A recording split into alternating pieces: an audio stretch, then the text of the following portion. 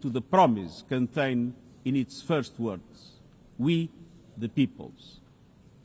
Excellencies, the choices we face are not part of an ideological debate.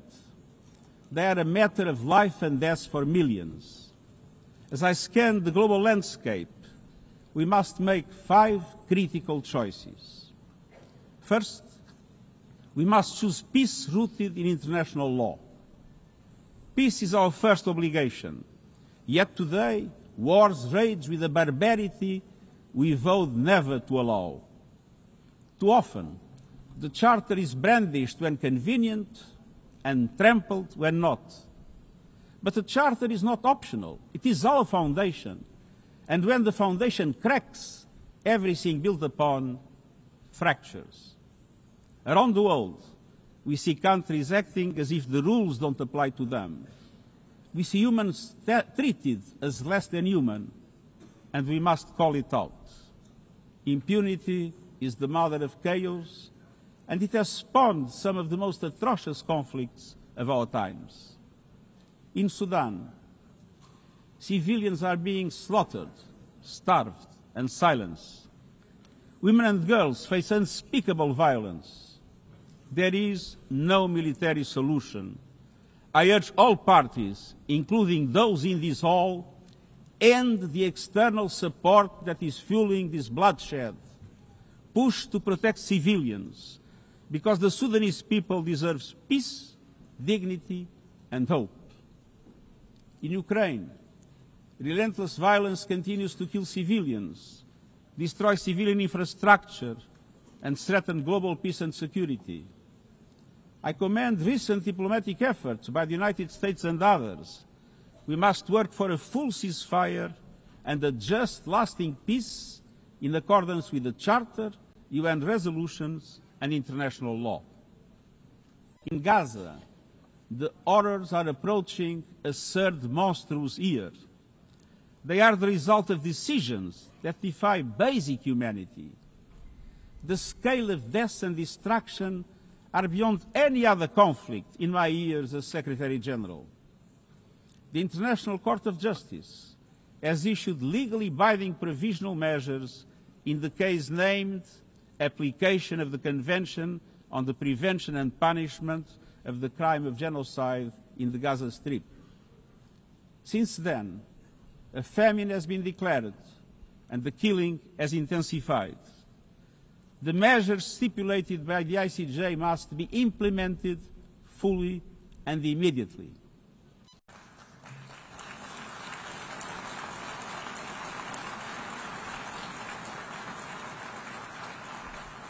Nothing can justify the horrific Hamas terror attacks of October 7 and taking of hostages, both of which I have repeatedly condemned. And nothing can justify the collective punishment of the Palestinian people and the systematic destruction of Gaza. We know what is needed. Permanent ceasefire now. All the hostages released now. Full humanitarian access now. And we must not relent in the only viable answer to sustainable Middle East peace, a two-state solution as so eloquently reaffirmed yesterday. We must urgently reverse dangerous trends on the ground. Relentless settler expansion and violence, and the looming threat of annexation must stop. Everywhere, from Haiti to Yemen, to Myanmar and the Sahel and beyond, we must choose peace anchored in international law. The past year has brought glimmers of hope, including the ceasefire between Cambodia and Thailand, and the agreement between Azerbaijan and Armenia brokered by the United States. But far too many crises continue unchecked. Impunity prevails, lawlessness is a contagion, it invites mayhem, accelerates terror, and risks a nuclear free-for-all. When accountability shrinks, graveyards grow. When UN staff and facilities are attacked, violating legal obligations, so too is the core of our ability to serve and deliver. The Security Council must live up to its responsibilities. It must be more representative, more transparent, and more effective. Beyond crisis response, we must tackle the injustices that ignite conflict: exclusion, inequality, impunity, and corruption. The surest way to silence the guns is to raise the volume for justice. Real security is born of fairness and opportunity for all. Excellences, cela m'amène au deuxième point. Nous devons choisir les droits humains et la dignité humaine. Les droits humains ne sont pas un ornement de la paix, ils en sont le socle. Les droits humains, sociaux, économiques, politiques, civiques et culturels sont universels, indivisibles et interdépendants. Choisir les droits, c'est plus que des paroles. C'est choisir la justice plutôt que le silence. C'est préserver la liberté et l'espace civique. Faire avancer l'égalité pour les femmes et les filles. Combattre le racisme et la discrimination sous toutes leurs formes. Protéger les défenseurs des droits humains, les journalistes et la liberté d'expression, et garantir les droits des réfugiés et des migrants afin que la mobilité soit sûre et conforme au droit international. Les droits humains sont un combat quotidien, en ligne comme hors ligne. Ils exigent de la volonté politique, mais la dignité ne se résume pas à la protection des droits. Elle exige pleinement concrétiser ces droits grâce à un développement inclusif et résilient. Des droits qui mettent fin à la pauvreté et à la faim. Des droits qui ouvrent de la voie de l'éducation, de la santé et des opportunités. Les objectifs de développement durable sont notre feuille de route commune pour concrétiser ces droits. Mais pour avancer sur cette voie, il faut du carburant. Ce carburant, c'est le financement, et nous savons ce qu'un développement bien mené peut accomplir. Au cours de la dernière décennie, des millions de personnes supplémentaires ont accédé à l'électricité, à des solutions de cuisson propres et à l'Internet.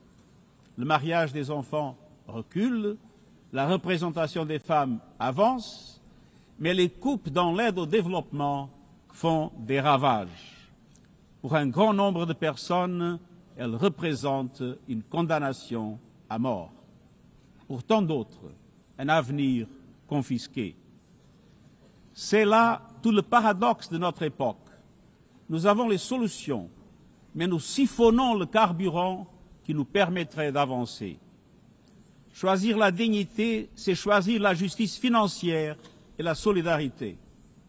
Nous devons réformer l'architecture financière internationale afin qu'elle soit au service du développement de toutes et de tous. Avant que des banques multilatérales de développement plus grandes et plus audacieuses, qui prêtent davantage et mobilisent plus de capitaux privés pour les pays en développement, avec des mécanismes d'allègement de dettes plus rapides et plus justes, couvrant tous les pays en difficulté, y compris ceux à revenus intermédiaires. Une protection des ressources nationales en s'attaquant aux flux financiers illicites et aux pratiques fiscales abusives qui volent aux sociétés leur avenir. Et des institutions financières mondiales à l'image du monde d'aujourd'hui, avec une participation bien plus forte des pays en développement dans sa composition et ses décisions. Alors faisons le choix d'une économie mondiale au service de toutes et tous. Faisons le choix des droits humains et de la dignité et donnons-nous les moyens d'une transition juste pour les peuples e la planeta. Excelências, esto nos leva a la tercera opción. Debemos elegir la justicia climática. La crisis climática se está acelerando, pero las soluciones también. El futuro de la energía limpia ya no es una promesa lejana, ya está aquí. Ningún gobierno, industria o interés especial puede detenerlo. Pero algunos lo están intentando, prejudicando a las economías, imponiendo precios más altos y desperdiciando una oportunidad histórica. Excellencies, fossil fuels are a losing bet. Last year, almost all new power capacity came from renewables, and the investment is surging. Renewables are the cheapest and fastest source of new power. They create jobs, drive growth, shield economies from volatile oil and gas markets, connect the unconnected, and can free us from the tyranny of fossil fuels. But not at today's pace. Clean energy investment remains uneven. 21st century grids and storage are not rolling out fast enough. And public subsidies, taking from taxpayer money, still flow to fossil fuels over clean energy by a factor of 9 to 1. Meanwhile, emissions, temperatures, and disasters keep rising. And those least responsible suffer the most. Science says limiting global temperature rise to 1.5 degrees by the end of this century is still possible, but the window is closing. The International Court of Justice has affirmed the legal obligation of states. We must step up action and ambition, especially through strengthened national climate plans. Tomorrow, I will welcome leaders to announce new targets. The G20, the biggest emitters, must lead, guided by common but differentiated responsibilities. But all countries must step up and do more as we head to the UN Climate Conference in Brazil. By accelerating action in energy, forests, methane and industrial decarbonization. By defining a credible roadmap to mobilize $1.3 trillion annually in climate finance by 2035 for developing countries. By supporting just transitions, by doubling finance for adaptation to at least $40 billion this year, and rapidly deploying proven tools to unlock billions more in concessional finance. And by capitalizing the Loss and Damage Fund with significant contributions. All of these requires governments, international financial institutions, philanthropies, civil society, and the private sector to work together, to provide fiscal space to developing countries and unlock new innovative sources of finance at scale, including solidarity levies on high-emitting sectors and debt swaps. We have the solutions and tools, but we must choose climate justice and climate action. First, we must choose to put technology at the service of humanity. Artificial intelligence is rewriting human existence in real time, transforming how we learn, work, communicate, and what we can trust.